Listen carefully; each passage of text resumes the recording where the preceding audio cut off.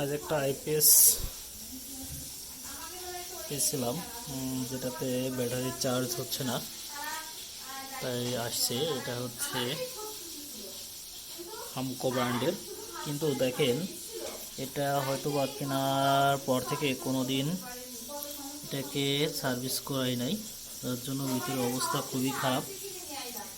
তা সামনে গরম আসছে, আপনারা আপনাদের মেশিনগুলো সার্ভিস করান যদি ভালো রাখতে চান, এবং কোনো সমস্যা থাকলে শীত থাকতেই গরমের শুরুর আগেই কাজগুলো সেরে নিন। ধন্যবাদ সবাইকে, তাতে আপনার মেশিনগুলো ভালো থাকবে।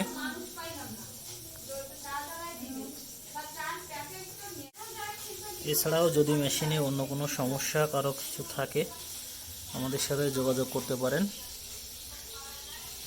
আমরা যত্ন সহকারে আইপিএস মেশিন রিপেয়ার, নতুন আইপিএস মেশিন তৈরি করা ওয়ারেন্টি সহকারে দিয়ে থাকি। আপনারা আমাদের সঙ্গে যোগাযোগ করতে পারেন।